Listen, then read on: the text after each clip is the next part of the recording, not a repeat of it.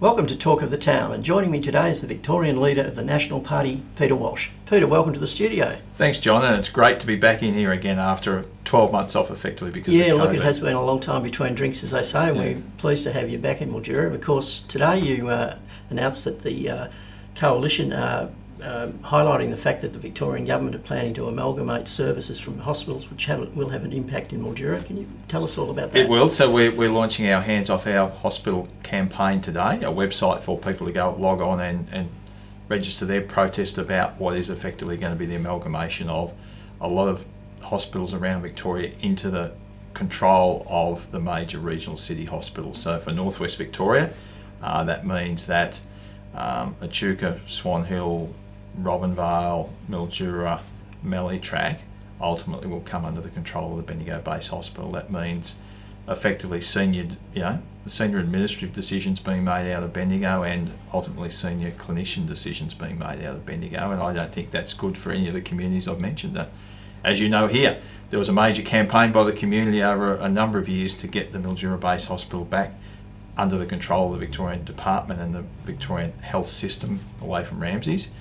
And then you've got this strategic plan out there. It's couched in some very nice words, John, about partnerships and strategic alliances, but when you talk to people about it, it's effectively code for amalgamations and control from Bendigo, and they all nod when I say that.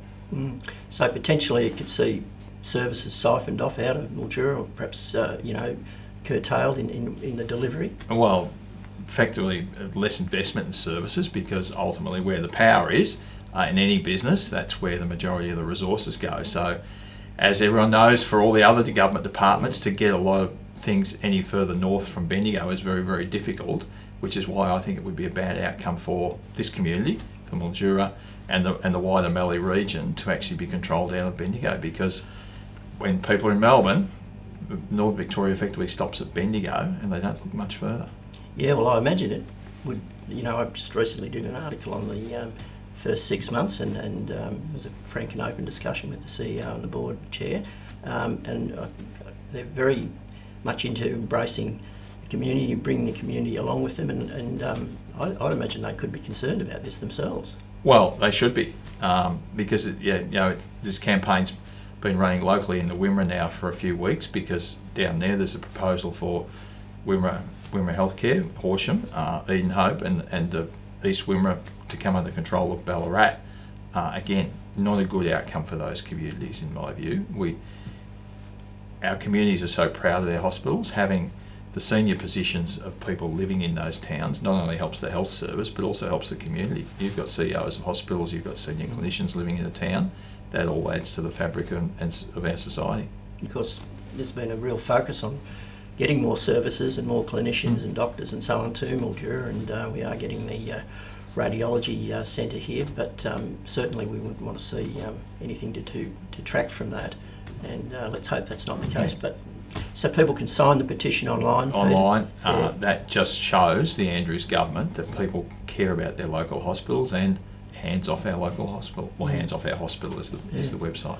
Well, some other announcements from the Coalition, perhaps you can elaborate on those. So Michael O'Brien, the Leader of the Opposition, but also the Shadow Minister for Small Business, has made a major announcement leading up to next year's election. So one of the insidious taxes we have here in Victoria that employers don't like is payroll tax. So Victoria has the lowest qualifying threshold for payroll tax, so we'll take Victoria to the highest qualifying threshold, so we'll lift the threshold for payroll tax to $1.6 million salary payroll every year, so that benefits thousands of businesses in Victoria.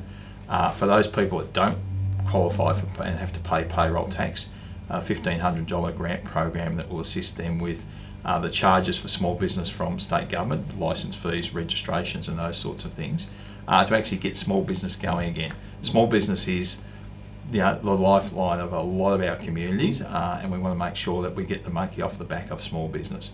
Payroll tax is an insidious tax. This takes Victoria to the highest threshold before people start paying payroll tax rather than the lowest, and obviously the assistance around the fees and charges from state government. What we don't want to see as part of this is then local government fees and charges on small businesses going up, so we'd also instigate a freeze on the the charges for small business from local government over the next 4 years of that government. Again, let's get small business going again. They are just so important into our community as an employer and as a service provider. Yeah, and of course the state government's budget is, well, I don't know what the deficit's going to be, we'll see, but the anticipation is that there will be an increase in taxes across the board, not a reduction, and how would the coalition handle the deficit you'd inherit? Well, our Shadow Treasurer Louise Staley made a statement earlier, last week, where we have an aspiration to bring the budget back into balance within 5 years of being in government. There is a significant budget repair job to be done post-COVID and post the cost blowouts of the Andrews government major projects, particularly in Melbourne. But what we don't want to see, particularly around that announcement on payroll tax is actually a tax on employment. We actually want to get more people back to work post-COVID, rather than having a business saying, we don't like this. This is actually a real incentive for businesses to get out there and employ more people. COVID interrupted our recordings that we used to do regularly with you. It's been a very tough year, the last 12 months. A lot of things have happened. We're still not out of the woods. And just your take on the overall impact on business and communities. Well, my sense is, from a cross-border community, which I represent as well, that these communities suffered more than anywhere because of the various cross-border restrictions, and the fact that Mildura is a strong agricultural region, but it's also a major tourist destination. So all the hospitality industries, the accommodation industries have suffered through COVID, and there wasn't the support there for those smaller businesses. There was support for big businesses, but not necessarily for the smaller businesses. And I personally met with a lot of motel operators over this time, and they were just devastated. People's life savings just disappearing before their eyes, their superannuation effectively gone because the value of their business declined. Yeah, I know. I was just listening again this morning to Neil Mitchell, and businesses who applied for some of the subsidies and compensation, particularly after that, sort of call it the Valentine's weekend lockdown, that snap lockdown, have struggled to get that money that they supposedly entitled to, and I think the Ombudsman has been intervening and having some success, but just seems the Andrews government, they just have trouble with administrating a lot of programs, well intentioned, but the reality is they don't seem to get to fruition. Well, if you look at the second lockdown, there was an announcement of $100 million for small businesses out of that. As of mid-December, when the last accounting I saw, only about 12 million of that 100 million actually went out the door. So we had case studies after case study coming to my office saying they'd been refused any of those grants because of a technicality. So if their asset registration wasn't exactly the same name as their business operating name, or they weren't in the right code, they were refused, refused that $10,000 grant. The intent of that money was to actually help people.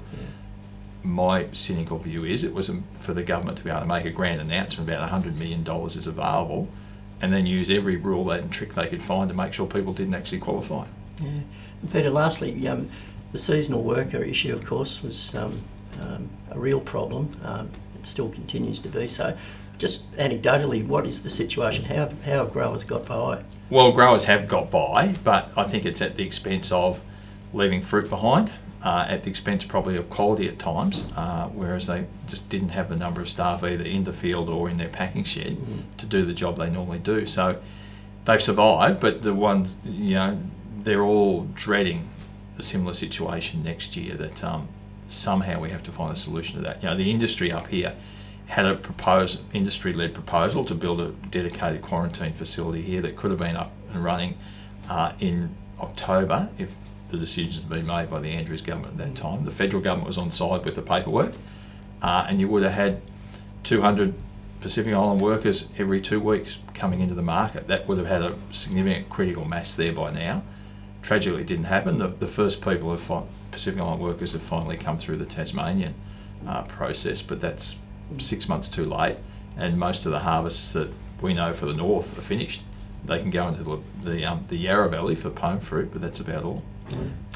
Well, Peter, it's been terrific to see you again today, and we look forward to catching up with you again soon, and as always, we'll enjoy having you in Mildura, and I think you enjoy coming to Mildura. I love it, and mate, the weather is just fantastic today, isn't it?